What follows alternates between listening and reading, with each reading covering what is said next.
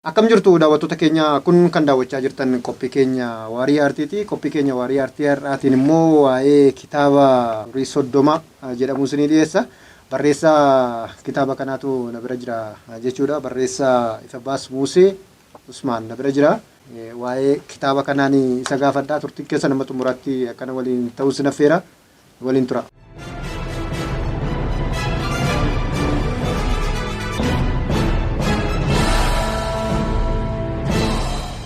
Ifabaas baga nagaan dhufte. Baga nagaan. Egaa kitaaba barreessaa kitaabaati ati. Kitaabni kee dilbata dhufu kana eebbifama.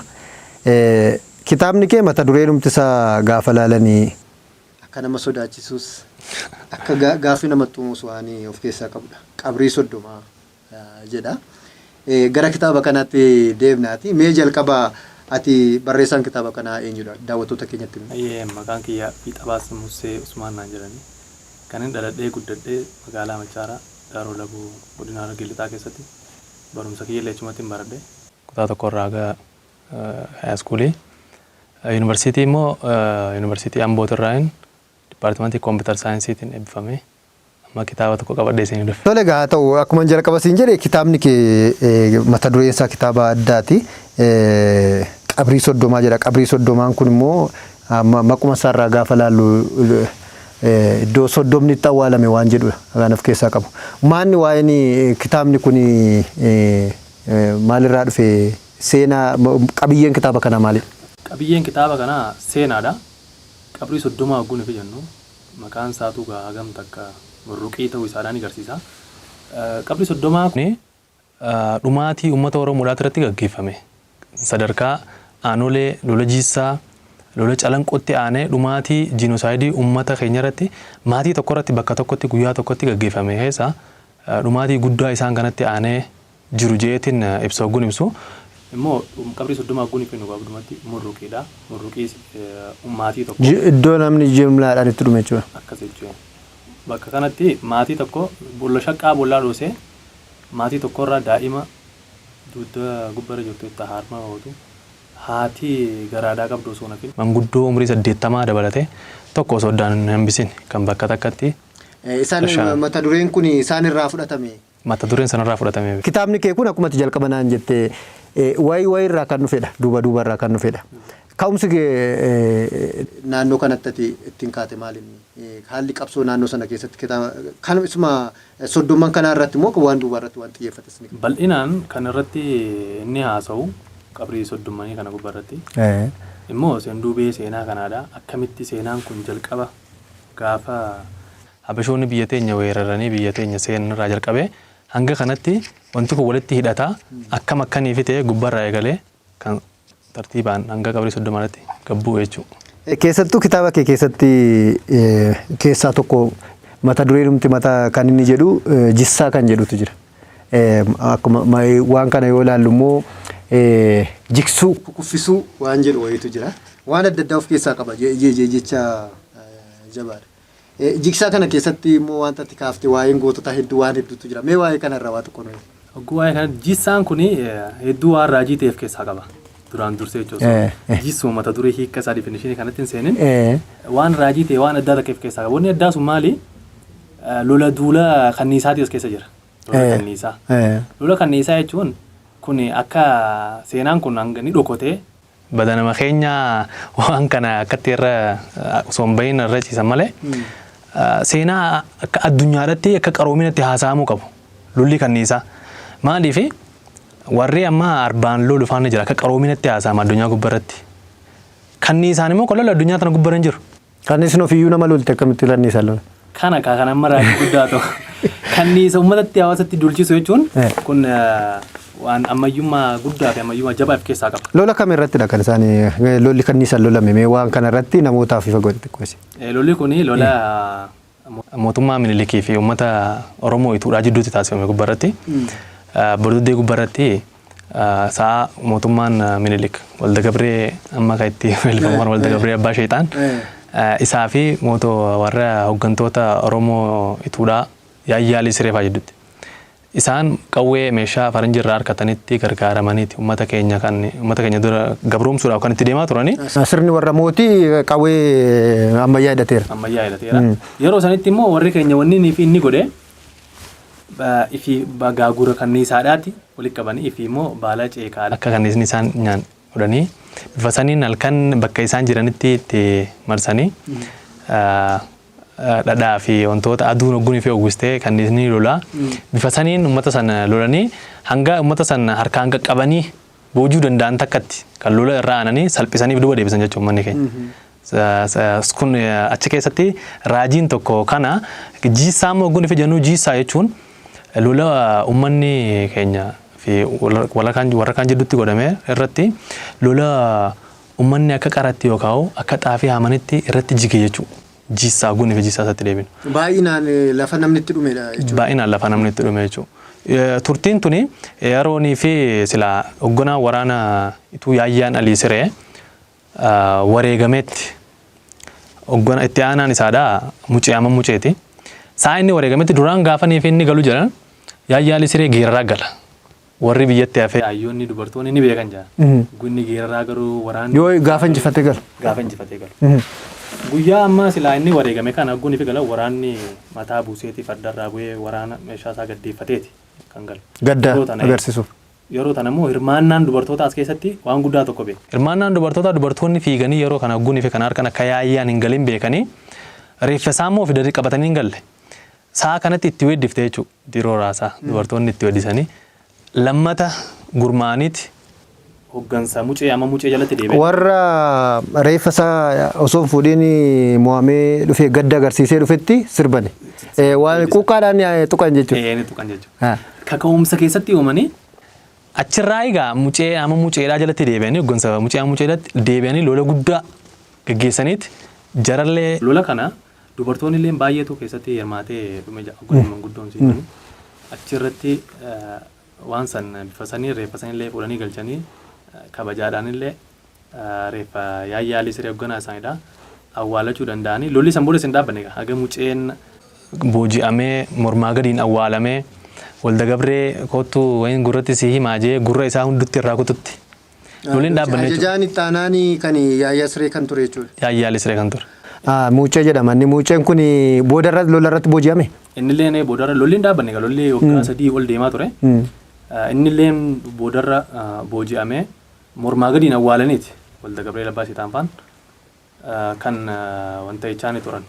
Ummata Inciniin waan kana waan gurra na harkistu ofitti waamee ciniinaan. Kana duras waan kana dhaga'een ture garuu. Harka kannisiisii yaaniin ummata kee harka kannisiisii nu jala bulaadhaa kana yaaniin. Kottu wayin siimaa itti gajjee jee irraan dhaggeeffadha jeetti walda gabree itti gajjee. Gurra achumatti ilkeen qabee hudduutti irraa muree sababa saniiti walda gabreel gulula marata jaammatatti. Achirraahi afoolaan gunii fi uummanni keenya weddisu walda gabreel abbaa sheexaan kan mataa bututtuudha amaaraan gooftaa jenna sakaraata lubbuudha jechuun itti weddifame afoolaan gaddu ture. Kan mataatti bututtuu hidhatee nama deemuun gooftaa jirna. Yaayyaan hedduu nama gameessa. Nama haalaan qabsaa'aa jaba. Wanti dulli kan isaatu isanii gabaabdumatti ibsuu ni danda'a. Roomina hagam takka hoggansii yeroo san gubbaratti ture. Hagam takka. Nama meeshaa waraanaa ammayyaatis itti dhufe kanniisaan kunuu gahaa jechuudha danda'ama. Nama qaroo akka turedha hima jechuudha. Egaa atumtuu akka jette egaa qabsoon kun walumarraan immoo itti siqee dhufe. Isatti taasitees immoo amma nama akka Amdoo Ibroo kan jedhu kaasteetta. Girgirrii Amadii Jiloo kan jedhu kaasteetta. Isaan kun maaliin mee gabaabinaan nutti miti? Seenaan irraa jalqabee warri kun guutuun waranii fi uummanni keenya. Eega gaafa habashoonni biyya seenanii uummata keenya sirna galaalaa cabsanii mo'anii. Akka uummanni keenya walitti hin qabamne godhanii uummata keenya irra ta'an booda uummanni keenya isaan jalatti galee isaan jalatti gabroomee harka kanneen jiran tuutaa fi tokkeen illee deemee qophatti qabsaa turan jechuudha. Akkas jechuun amma Hamidoo Ibroo faan nama guddaa qabsaa guddaa.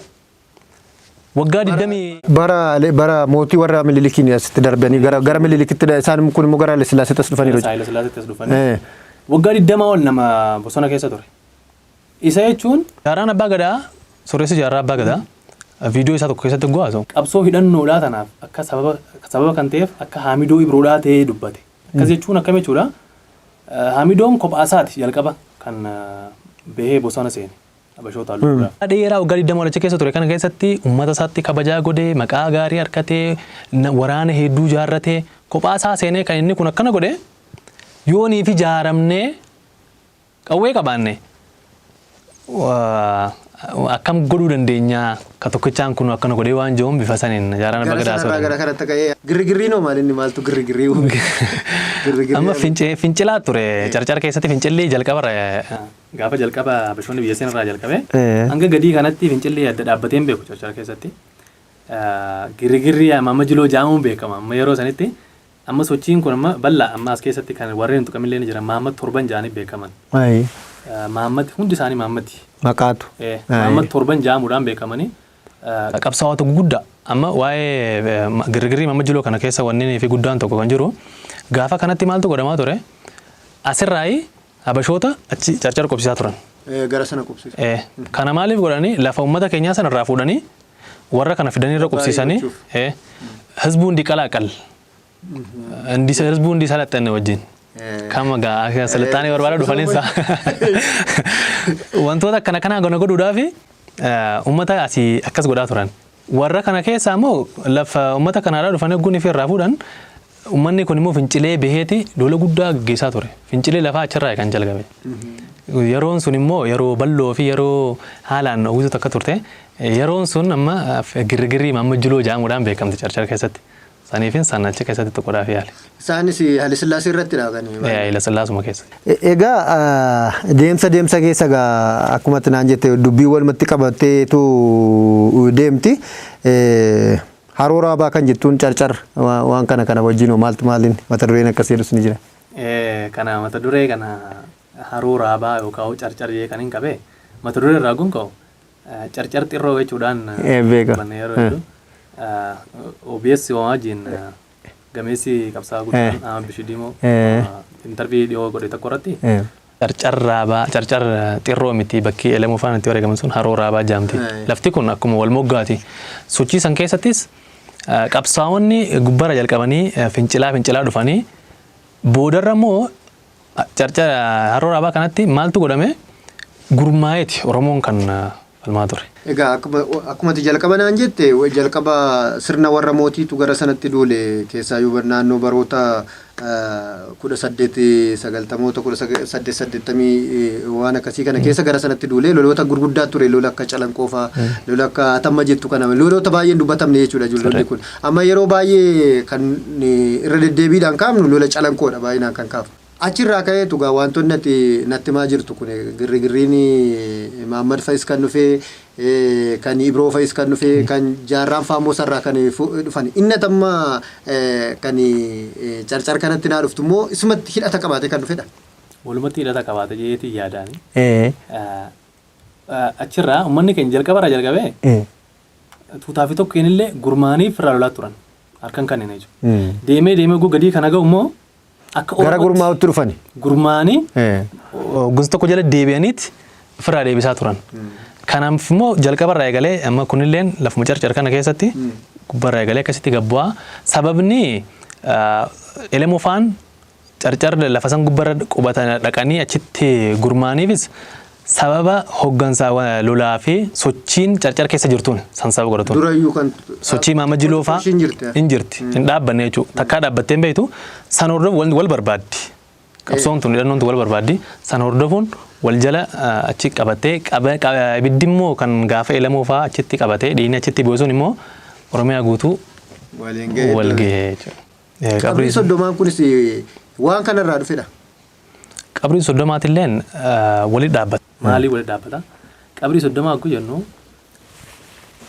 jalqabumaahuu dhumaatii kanaaf kan sababa ta'u hidda maatii kanaati.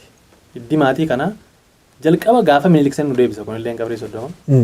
Minilik gaafa jalqaba lafa Oromiyaa baadhaa qubatee kaampiin inni jalqaba jaarrate balballeetti irratti carcar keessa jechuudha.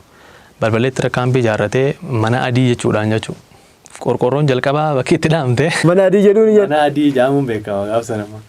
Gaafa kana ogguun fi kaampiin dhuftee irra ijaaramtuun mana warra kanaati. Mana warra qabri soddoma. Ajii Amadoo fa'aa akaakoo isaanii farra jechuudha. Lafa isaanii kana gubbaa ragguu dhufee kaampiin achitti lafa kanarraa fudhatee ijaarratu maatiin kun ni buqqee egaa achirra.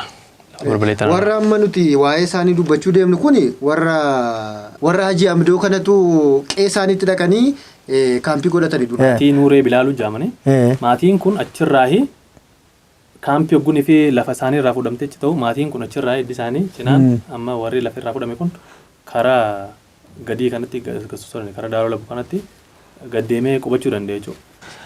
Abbaan isaaniidhaati illee san booda ilmi isaaniidhaa kun jechuu kan achi qubatan booda gaafa warri gabbartoonni gubbarraa uummata itti gammuudaa turan kana warra gaafa cunqursaa irra geessan achirraa dhufanii as hanga Finfinneedha uummata kana farraa kaasuudhaaf Ayyagaa Haile Sillaasee chiloota gubbatti dhiyaatanii aga firraa kaasuudhaatti warra deemaa ture jechuudha. Harkan kanneen uummanni sam keessa dabree warra maatii kana gubbarra dhufe. Oggu maatii kana gubbarra dhufu immoo sochii jira ture. Sochiin jiru kun maali? Sinqii fudhadhaa dhaqaa qawween bilaashii waan jaamu jira biyya Somaalee. Yeroo sanitti akka jechamatti jirti. San barbaada kaa namni eessa deemaa Daaroo lafti Harargeen gaaf sana lafa Harargee xarafni amma Daaroo Labuu turte gaaf sanitti. Lafa biyya Somaalee deemuudhaaf Harargee keessaan Baaleen qaxxaamuranii biyya Somaalee dhaqee namni hidhatee dhufa. Lafti kun namni irra deemee hidhannoo barbaada itti baqatuu fi hidhannoo fudhatee itti dhufu kun lafa Daaroo Labuu tana. Lafa Daaroo Labuu tana keessa immoo qabsaa'aan guddaan gaaf sanitti qabsaa'ota guguddaa wajjin hojjetaa turee fi walquba qabu gameessi guddaan tokko Ajii Amadoo. Warra maatiin jala waa'ee isaanii haasa'uu deemnu kan. Warra kana.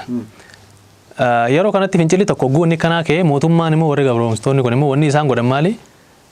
Nama bakka sanitti gad ergan nama dubbii sana akka qabbaneessu jechuudha ashkara isaanii gad ergan yeroo gad ergan kana Gazzaanyi Warqee jaamee tokko gad ergan gubbarraa dargii kitaaba Mangistuu Hayilamaariyaam Tuwustaa jedhu kan afaan dargii irraa barreeffame gubbarratti mirta kaadiree jee warra nama 109 barreesse nama 109 san keessa lakkoofsa 500 gubbarra jira Gazzaanyi Warqee namtichi inni amma Daaroo Labuutti erge kun qaalichi kuni hoggoo achi dhufu dura wanni inni godhe maali Ajii Amadoo Hararitti hidhe fuudhe. Duruma irratti fincilaa turanii haaloo kanaan dura qaban irraa qabanii warra isaan gaditti erganis bara Haile Sillaasee fa'aa keessas mormaa waan turanii fi isaan kun mormiinuma isaaniitti waan itti fufanii fi nama cimaa nama kakaasuu danda'u kana jalaa hidhuudhaaf. Maatii kanas ni beeka waan ta'echa. Qaalichi kunis dhalataa lafa saniiti waan ta'echa. Achitti dhalatee achitti guddatee yaa. Kana ogguu hidhuu jalqaba isa hidha. Inni kun immoo Ajii Amadoo hidhame booda baasuufillee hedduu jala deemanii baasuu hin dandeenye.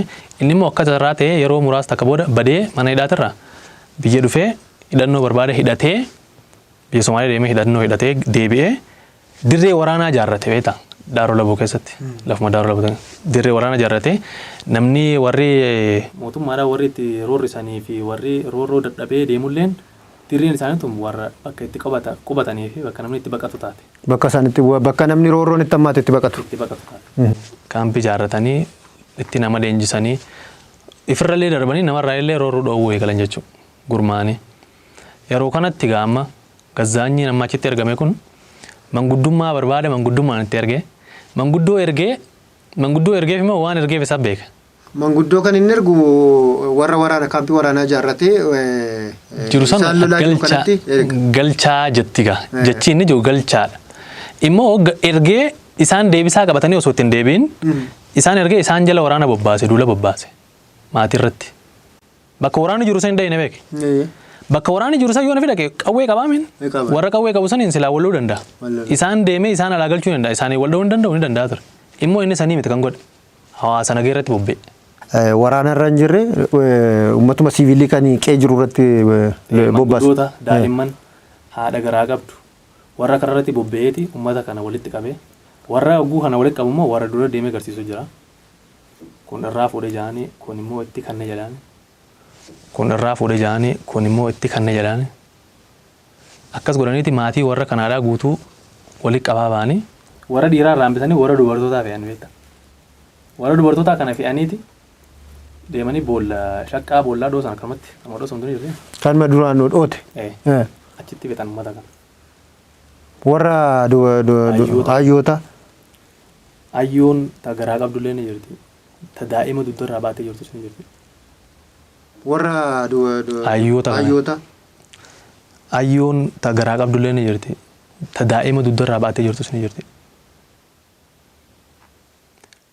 San boodarra warra dhiiraa san ogguun fuudhaa deeman immoo warri dhiiraadhaa kuni bakka dubartoonni geeffaman san geeffamuu deemnaa beeka malee dubartoonni nu dura deeman sun dhumanii jiraniin beekan. Poolis xaabii deemuu jirratti beekan isaan akkuma warra kaanitti. Uummata kanas fidaniiti gubbara dhaabanii fixan jechuudha.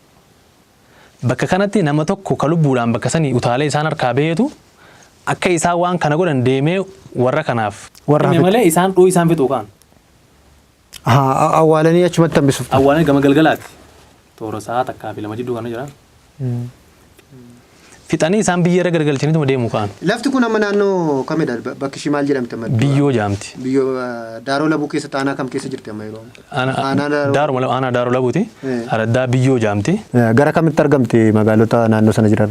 Gooma micatarraa gama Gaadulloo deemtu akkaawu gama Rimeettii fa'a deemtu aanaa Hawwii Guddinatti fa'a deemtu jidduu sanatti argamti. Tole edda sambooda maaltu ta'e edda fixanii amma isaanii maatii warra qabsaa'otaa kana soddoma nu gaafuma tokko fixani naan jettee boolla tokkotti awwaalanii nama 33 nama sambooda maaltu ta'e? Sambooda deebisaan kan namni jira. Amma lola micataa jee asirratti lola guddaa lola halkanii jechuun akkan gunifin wanta jedhu warra seenaa himurraa akkaniifin wadetti saasanitti lolli halkanii lola ulfaataadha jedhamu. Lola halkanii mas nama beekuu lola malee namni hundi loluu ja'a warri niifin naa himu gaagguun lola beeku keessatti. Lola guddaa ture lola magaalaa micataa jee as keessatti kaa'amee jira. Deebisaa bareedaa deebisaniif haga Gazzaanyi Warqee kajaansanii fi warra kophee miila takka harka qabatee fiigee jaan. Kophee miila takkaan bee jaan jala. Malee deebisaa bareedaa achirratti deebisaniif jaa kitaaba keessatti ballee. Bare sana booda maal takka ta'u warri kitaaba kana dubbisu arguu danda'a. Egaa seenaan qabsoo uummata iddoo jireenya ganda hedduutti kanneen dhokatanii hafan hedduutu jiru. Seenaa kana tarii yeroo jalqabaatti fi nama naannoo sanaa yoo ta'e namni biraa kanaan dura beekuu dhiisuu danda'a. Maaliif seenaa iddoo tokkotti ta'e jechuudha. Waan akka kanaa dokumentii godhanii bifa kitaabaatiin dhiyeessuunsa waan guddaadha jechuudha. Kitaaba kana barree namoonni gaafa dilbata dhufu eebbisiiftamni. Dilbata dhufu ilillitti eebbisiisa. Irratti argamtanii kitaaba kana bittanii caalaatti immoo seenaan as keessa jiru waan tokko mata duree xiqqoo mata duree isaa irraa isiniif eerre malee kitaaba kana irraa waan hedduu argitu jechuudha. Madda seenaa warri seenaa qorachuu barbaadu madda seenaa kan ta'uu fi danda'u warri fiilmii hojjechuu danda'u. Kun mataan isaa yoo ilaalan fiilmiidha. Yoo namni ilaale jechuudha. Namni warri ogummaa adda addaatiin kallattii adda addaatiin namni hojjetu madda akka maddaatti itti fayyadamee waan hojjechuu danda'a jechuudha. Caalaatti immoo kana caala immoo warri humna isaa immoo qabu immoo yoo qorates immoo waan baay'ee waan atamma qoratte kana ol argachuu ni danda'a jedhee yaada. Mee amma kana waa'ee kitaaba keedda dubbanne maddeen kitaabota kana keessatti fayyadamte maalirraa argatte? Maddeen intarvii manguddooti. Kan lubbuudhaan hafan ni jiraatu. Kan lubbuun hafan ni jirani. Warri lola san gubbarraa lola nama deebisaa bareedaa jeefse kana warra san gubbarratti hirmaatee jira. Namticha amma keessaa ba'ee lubbuudhaan siin jiru kana. Bichaa kanaatu dubbii gurra mataa buusee kana siin jiru. Inni illee ni jira lubbuudhaan. Intarvii warruma qaamaan as keessa ture gubbarraa irraayin funaanuu dandeenya. Seenaa warra gara duuba isaan duuba dura tureenoo akkamitti argatte? Isaan illee tokko kitaabni riifaransii kanneen madda gubbarratti barreessanii jira. Manguddoon biraatti illee ni jiran. Warri akka kitaaba kana ogguun hin barreessu seenaadhaan seenaa sun sirriitti gabbee kan warri na gargaaru warri akka abbaa malkaafaa.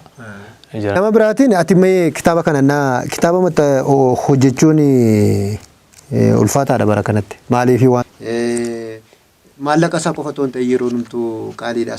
Maddeewwan odeeffannoo kana argachuun ulfaataadha. Agamsitti cime kana gochuudhaaf. Lammaffaa immoo maatii warra kanaa wajjin walitti hidhattu qabda. Maatii kanaa walitti hin hidhadhaa. Ummaan xiyyaa hambaa warra qabrii soddomman kanaati. Maatii obboleessi ishee qabrii kana keessa jira. Warra soddomman kana keessa. Soddomman kana keessa. Abbaan ishee, ummaan ishee, akaakuun ishee, akkoon ishee. Gabaabdumatti maatii hambaa ishiin maatiin saayidhaa guutuun as keessa jira. Hambaa warra kanaati ishiin. Anaafillee kan kaka'umsa naa ta'eef sababa kanaa ta'e ijoollummaa irraa ummaan xiyyaanatti mana guddifte. ijoollummaa irraa kun akkana waan jiru na keessatti uumaa guddate. Chaalenjii si mudate uumaan kitaabota kana nama taasisu. Chaalenjiin gaa waggaa 5 kitaaba kana jala deeme. Chaalenjiin ni jira gaa xiqqaatullee akka fireshii ta'uu kiyyatti. Tana dura kitaaba barreessee hin beeku. Akka itti barreessan illee beeku ta'a. Muuxannumaa fi akkanatti dubbisnuu fi ati onneetuma gaa numa hojjannaa numa dandeenyaa jenneetuma itti deemnee muuxannoon gaa wanti chaalenjiin hedduu jira. Baay'ee si mudate. Mee waan daawwattoota keenyatti dhaammachuu barbaaddu yoo jiraate gara xumuraatti kee ofaatan jira waan ta'eef wanta itti dhaammachuu barbaaddu yoo jiraate. Wanti dhaammachuu barbaadu guyyaa dilbataa kana koottaadha ilillitti eebbifna. Hundi keessanuu irratti argama waan keessan seenaa fi abbaa barreeffata koottaa wajjin eebbifnaa jechuun hin barbaada. Sirna warra mootii warra Minilik irraa jalqabee naannoo Oromoota Ittuu keessatti qabsoowwan turanii fi hooggantoota naannoo sanatti qabsoo irra turan wajjin kan wal qabatuu fi hidhata isaatiin haga ammaatti qabsoowwan taasifamanii hanga tokko kitaaba kanaan kan maxxansee fi keessatti immoo waa'ee dhumaatii namoota 30 olii bakka tokkotti awwaalamanii kana barreessee nu biraan ga'eera jechuudha. Barreessaa Ifabaas Musee sinni gaa wanti eegamu seenaan kun akka namni hundumtuu hubatuu fi bittanii dubbisuudha. Warri irratti argamuu barbaadan dilbata dhufu kana eebbisiifata achitti argamtanii eebbisiisuu dandeessu. Warri kaan immoo idduma argatanitti rabsita miti. Mana rabsaa adda addaatti argattu jedheetii yaada. Bitaa dubbisaa seenaan keenya galmeedhaan akka taa'u baay'ee si galateeffannaa seenaa kana biraan ga'uu keetii fi ulfaadhu. Istiidiyoo keenyattis argamtee yaada kee waa'ee kitaaba kee irratti yaada nuu kennuu keetii fi qophiin keenya kanarraa kan maratti xumurama. Torban sagantaa biraatiin hanga walitti deebinutti nagaan tura.